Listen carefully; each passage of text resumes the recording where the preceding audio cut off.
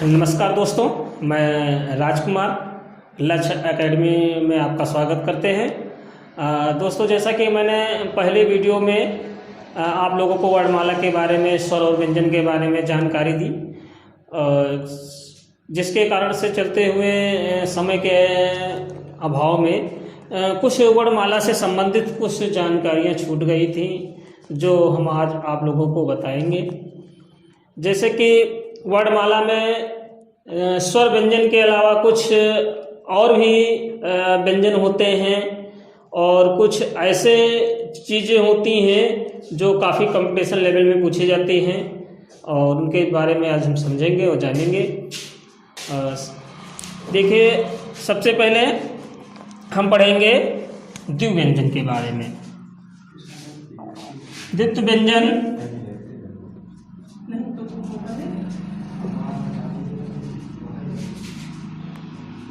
द्वित्व व्यंजन वह व्यंजन होते हैं जो किसी शब्द वर्ड, यानी कोई भी वर्ड जो है आधा हो और उसका पूरा वर्ड मिला हो, यानी आधा वर्ड, वही वर्ड, आधा वर्ड और पूरा वर्ड। जैसे कि हम कह सकते हैं, जैसे लिखा जाता है बच्चा, बच्चा है ना, कच्चा, बच्चा, कच्चा है ना।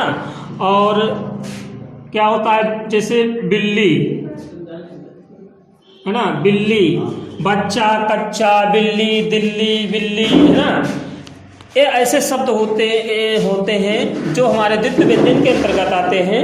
इनमें ऐसे वर्ड होते हैं जो आधा वर्ड प्लस उसमें पूरा वर्ड मिलकर बनते हैं, ठीक है, वह हमारे द्वित्व व्यंजन होते हैं। इसके अलावा हिंदी में होते हैं एक मानक और अमानक शब्द होते हैं। देखिए,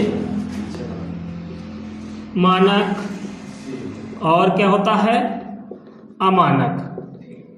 देखिए, मानक और अमानक शब्द वो होते हैं जो, जैसे कि मानक में जो, जैसे कि हाँ, हिंदी लिखी जाती है, हिंदी पहले ऐसे लिखी जाती है, तो ये क्या है, मानक है। और अमानक, ये हिंदी एक ऐसे लिखी जाती है, हिंदी, ये क्या है हमारे, ये अमानक है, ठीक है। जैसे विद्या लिखा जाता था, तो ये विद्या, ठीक है। और अमानक ऐसे विद्या। कहने का मतलब ये चीज़ है कि मानक अमानक, ज़्यादातर पहले जैसे मानक में अगर देखा जाए तो विद्या ऐसे लिखा जाता है और हिंदी ऐसे लिखी जाती है। अमानक में हिंदी ऐसे लिखी जाती है और विद्या ऐसे लिखा जाता है। बहुत से ऐसे शब्द हैं जो मानक अमानक के अंतर्गत आते हैं। फिलहाल हमने एग्जाम्पल के लिए 2 बता दिए हैं। फिर देखिए, इसमें एक चीज़ होती है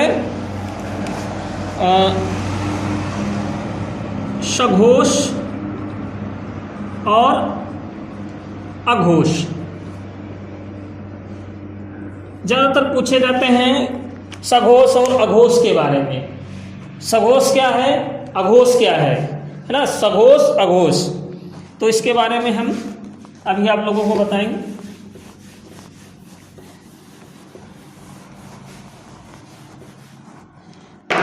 देखिए, का, खा, गा, गा, घा, घा, चा, छा, जा, झा, या, टा, ठा, डा, ढा, ता, था, ता, था, दा, धा, ना, पा, फा, बा, भा, मा। अब देखिए, सघोष इधर लिखेंगे, सघोष और अघोष।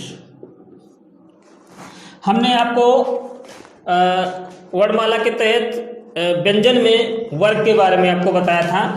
ये क्या है, वर्ग है। यानी वर्ग क्यों कहा जाते हैं? ये अपने आप में वर्ग उसे कहते हैं जिसकी चारों भुजाएं बराबर हों, है ना, उसे हम वर्ग कहते हैं।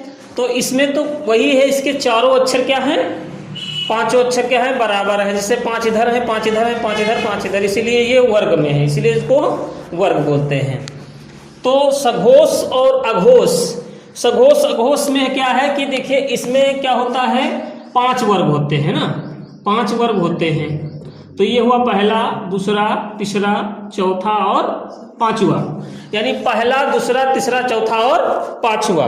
हम कैसे पहचानेंगे कि इसमें सघोष और अघोष कौन से हैं? तो अगर देखा जाए सघोष और अघोष केवल वर्ग में ही आते हैं और किसी में नहीं आते हैं। तो यहाँ पर बताया गया है कि पहला और दूसरा, पहला और दूसरा हमारा क्या है? पहला और दूसरा वर्ग क्या है हमारा? पहला और दूसरा वर्ग हमारा क्या है? अघोष है ना। पहला और दूसरा, कौन सा पहला और दूसरा? ये इतना पोर्शन जो होता है, इतना, ठीक, इतना पोर्शन हमारा क्या है? अघोष है। बाकी हमारे कितने वर्ग बचे? 3, 4 और 5। तीसरा और चौथा, पांचवा वर्ग हमारा क्या है? सघोष है, ठीक है, यानी घोष और अघोष, सघोष अघोष। तो अगर जैसे कोई क्वेश्चन इस प्रकार का आता है कि पूछ लिया जाए कि तावर्ग, तावर्ग या ता, सॉरी ता नहीं, वर्ग नहीं, सॉरी, यहाँ पर था जैसे आ जाए कि था वर्ड सघोष है या अघोष, तो क्या बताएंगे? यानी था हमारा वर्ड सघोष है या अघोष है, तो हम कह सकते हैं कि हमारा क्या है? अघोष है। क्यों? क्योंकि ये हमारा दूसरे वर्ग में था है, ठीक है, इसीलिए सघोष और अघोष, है ना। तो इनको, और इसमें एक होता है, ये ज्यादा से ज्यादा क्वेश्चन पूछे जाते हैं, और देखिए एक होता है अल्प प्राण और एक होता है महाप्राण।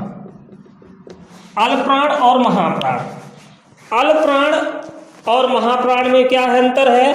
देखिए अल्प प्राण में क्या होता है, इसमें होता है कम वायु खर्च होती है, कम वायु खर्च होती है, और महाप्राण में क्या होता है? ज्यादा वायु खर्च होती है।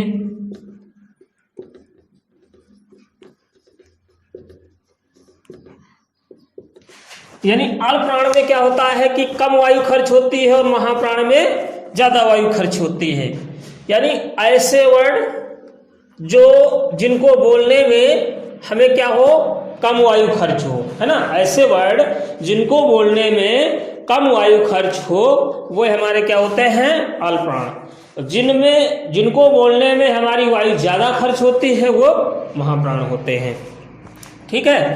तो यहाँ तक यही जो है हमारा कुछ चीज़ें छूटी थी, और आगे क्लास में हम आप लोगों को समास के बारे में बताएंगे।